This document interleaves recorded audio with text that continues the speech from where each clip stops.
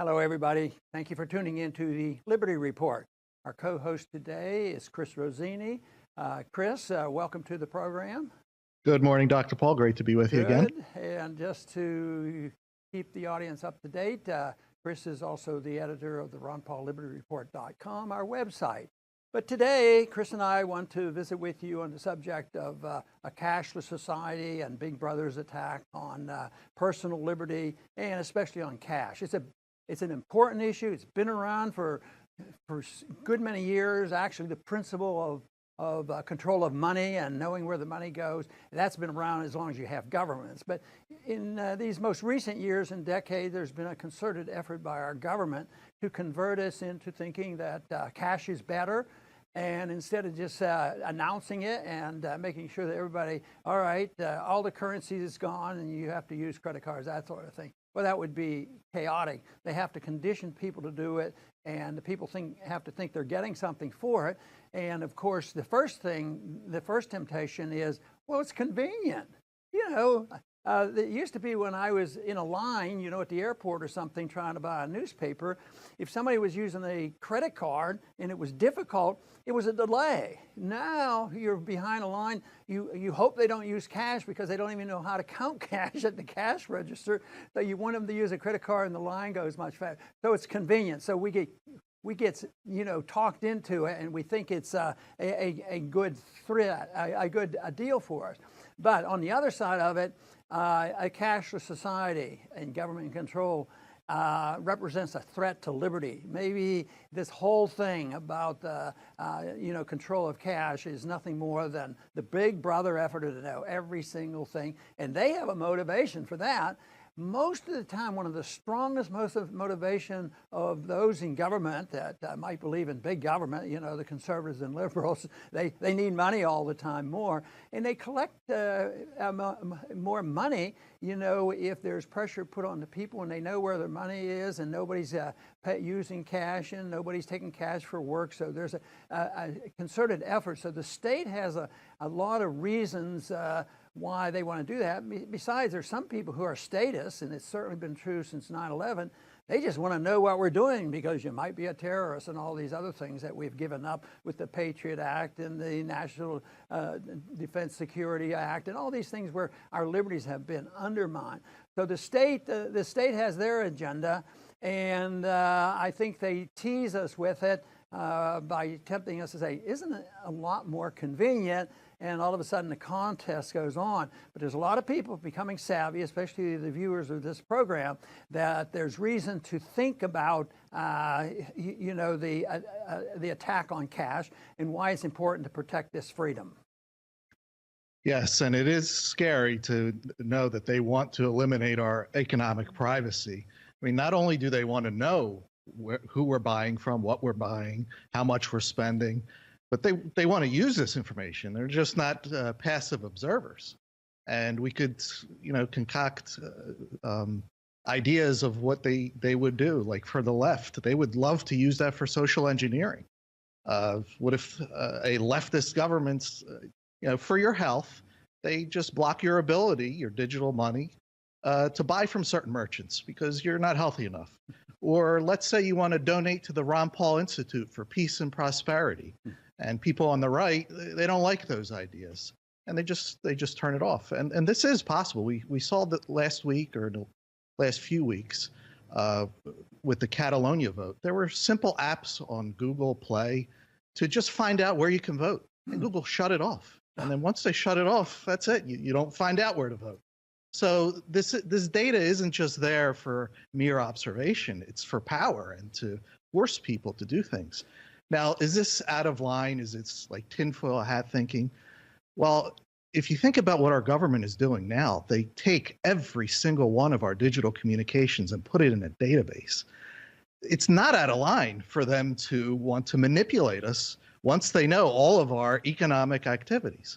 So, Dr. Paul, this is, it's a slow-moving process, like you said, to train us. Yeah. But it's ominous. And the right has an agenda too with some engineering, and that is It's the far right and sometimes the Christian right that feel like it's important for a moral reason that they not allow people to use drugs. And that might be a worthwhile goal, but not through the thuggishness of a monolithic state. But that, again, is one of the reasons why they don't want to, allow any underground spending, because somebody might use it for drugs. Of course, there wouldn't be that effort to hide it. If drugs happen to be legal, it would become a moral problem for the individual and the families. But that certainly is the case. But when the internet was coming into play, governments were very much involved, more than I realized at the time. And governments would come in, and I see so much of these social networks as being aligned with the government, because they do most of the spying, and then they get exempt from any liability, and the governments work very closely. So it's the private sources that collect the information. And the information and the ability to do this was better developed in the marketplace where they were making profits. Although this leads to a collusion of big business and government, which is sort of, corporatism or fascism, because government individuals aren't usually ahead of the curve on technology. And I think that might be something we should think about, on the cryptocurrencies. I've thought about this now for several years, about the relationship of our government with the development of cryptocurrencies, because the first time this question was asked, I think it was Bernanke, he did not come down negative on it. And even now, our government is tolerant, and you're allowed to put cryptocurrencies into your retirement funds, and some of the people who develop cryptocurrencies work with the IRS to develop, the regulations, and profits are reported on 1099s. So I'm a strong believer in modern technology, trying to protect us from the spying of government. I don't like it when they start working with the government. And right now, I think the government is very interested, along with, convincing us not to use cash, that they're going to monitor, because the market is pretty powerful about these cryptocurrencies if they really work. And I think it's still a question how well they're going to work, but the technology is there. The government's not smart enough to know about it, but just like they were smart enough to get involved in the internet. And another example of how governments work through some regulations is the withholding tax.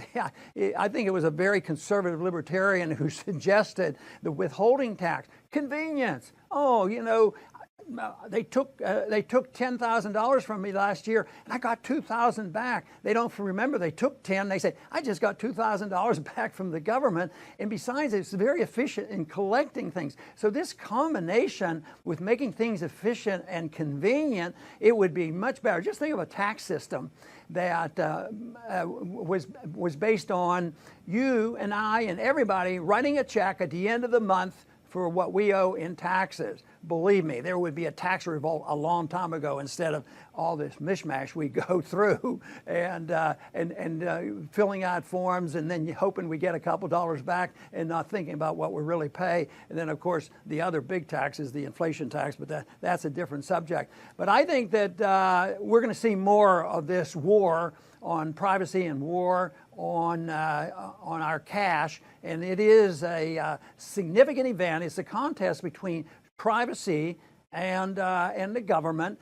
and government is supposed to be there to protect our privacy with the Fourth Amendment. That is not happening. Our government is the biggest threat to our privacy.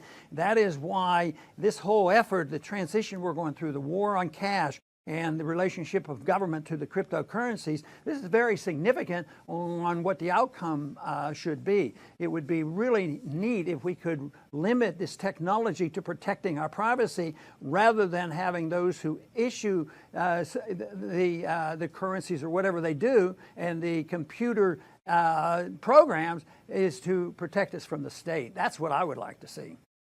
Yes, absolutely. Maybe someday there is a future for cryptocurrencies, but I'm very skeptical right now. And you made a great point how the Federal Reserve didn't come down hard on them. And there's, I think, a misconception that people think, oh, this Bitcoin, it's going to take down the Fed and this and that. If there's one thing about power, It's when they fear something, they ignore it totally. That's why you'll never hear about Ludwig von Mises or Murray Rothbard in the New York Times. It'll never happen. And Dr. Paul, when you ran for president, they just shut you down. They did not want people to know about Ron Paul. Your supporters and myself, we all know that. That's why your supporters were renting blimps. Google Ron Paul. So, because when power fears something, they ignore it. Now, over the last several weeks, for weeks, I'm listening to Jamie Dimon of J.P. Morgan and Lloyd Blankfein of Goldman Sachs give all of their opinions on Bitcoin. I don't think they fear Bitcoin at all. If they're shining a light on it and talking about it in public, I don't believe that they're afraid. See, what is on the side of the private development of these programs, and you've described why we have to be concerned about the Fed and the IRS, but the one thing on our side of this is the failure that is coming. You know, I don't think we're going to pass a law and abolish the Federal Reserve, and we have enough trouble trying to get an audit of the Federal Reserve, but it's a reasonable thought that their system, this fiat system, is going to fail. And failure might look something like Puerto Rico, you know, where everything seizes up and nobody can do anything. And they've been taught that credit cards, everybody wants to go and use their credit cards and go to the ATM machine in order to get their cash, and no electricity, they can't do this, and their system totally fails. And I kept thinking, you know, even though if they could get their cryptocurrency working and it was more in use, that would be one thing, but there would be some limits. But just think of, in terms of the ultimate money. Ultimate originated in the marketplace 6,000 to 7,000 years ago, and it had to be something of real value. But, you know, survivalists still believe that one of the things to do for a circumstance of Puerto Rico would be for families each to own a bag of silver. This was more popular and talked about in the 1970s because there was rampant price inflation. But and if you do go out and buy a bag of silver, they call it junk silver because it's old silver, it's not numismatic. But in a way, this junk silver is probably one of the things that would have solved a lot of problems, you know, in Costa Rica, Puerto Rico. So this is not talked about too much, but that to me is the ultimate protection. But the real protection is not to have a government that's there disobeying the Fourth Amendment, invading our privacy, being a threat to our liberties, and working with big companies and providing these services and promoting the corporate state, you know, the corporate welfare system, whether it's in the financial markets or the media markets or the military markets. This is where the real problem is, and we're talking, I think, more about symptoms and this struggle. I really do believe the cryptocurrency people who believe in this are very hopeful, and I hope it does work. I hope this can curtail, you know, some of this intrusion by government, but it remains to be seen. We don't know how this will pan out, but I think if there's a little bit of confusion, it never hurts to have some gold coins around and silver coins around to continue your transactions, and that still I know would be chaotic, but how would people adapt?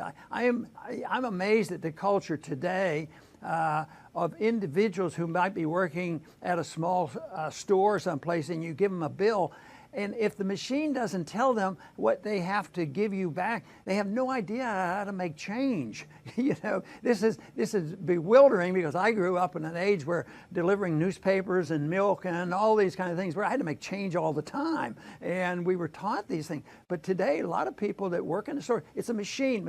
But what happens when the machines fail us, or what happens if the machines control us, and what happens if the machines are there to collect records for the government?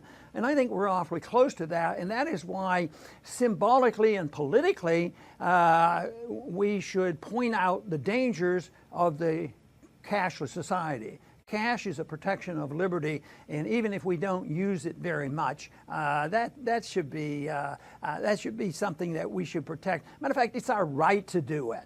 But at the rate we're going, we're going to see more demands on an intrusion on our privacy because the government's always going to need more money. you know, and if printing more money doesn't raise the prices fast enough, they want to do something else, so they'll want to attack us in a certain way. But right now, I think it's a systematic attack on our privacy once more to enhance the power of the state to get rid of all cash transactions. I think they're going to have a little trouble, but the more people educated to this, the better it will be to prevent it from happening.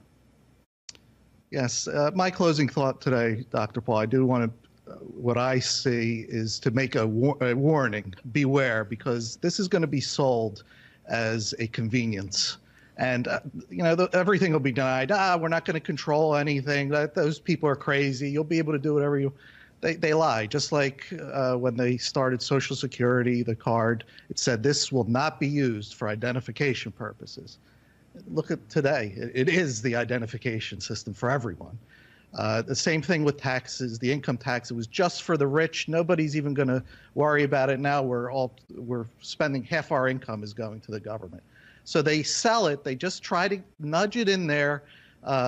This is going to be convenient. Don't worry about those crazy people that say this is going to be used to control you. But they're lying, and we should learn our lesson sooner or later that that's the way it goes. You know, and a lot of people have been, you know, reassured at times. They want to be reassured because they could say today consumer confidence is up, the stock market is up, there's more jobs than ever. At the same time, you have a middle class that seems to be very, very concerned. And they just wonder, I get the questions, when is it going to happen? People have been talking about this for a long time. And actually in '09 with that crash, that was significant. And we haven't recovered it from it because all we did was we created more debt. And some people have benefited from the debt, government debt, and they've been able to buy more weapons, and they've continued the process.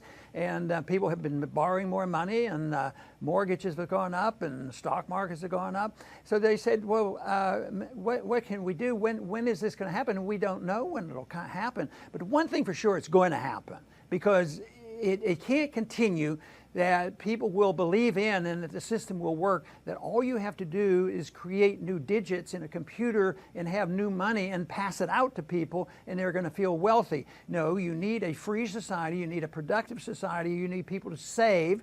You don't have capitalism, free market capitalism, unless you have productions and savings. That's where capital comes from. Capital doesn't come from the Federal Reserve. So the system is totally flawed. It's amazing how on the surface they've been able to paint a rather favorable picture, but it will come to an end. So our responsibility as individuals who have a different take on this is to provide the answers and say, yes, it's coming. We don't know when, but the more people who are protected, the better off we're all going to be. And there's nothing wrong with studying and understanding private free market alternatives like cryptocurrencies, as long as there's no force or fraud. But ultimately, you know, the responsibility will fall on us. That means, what are we going to replace this with? And of course, we have been talking a long time about a system based on personal liberty, and that is the goal. If you have personal liberty, you have free markets, your life is your own, and the fruits of your labor will be your own, and we mind our own business overseas. That's a not too big a recipe, and it could be achieved if we just changed our attitude, and we'll have to do it because we've lived way beyond our means. We continue to do it, and we will be forced to live beneath our means, and half of our population has already been forced to live beneath its means. So the other half is prosperous, and skew the statistics in a way, oh, things look pretty good. So Chris, I want to thank you very much for being with us today, and I want to express my appreciation to you, Chris. Thank you very much, Dr. Paul. Good. And I want to tell the viewing audience that we do deeply appreciate you tuning into our program, and please come back soon to the Ron Paul Liberty Report.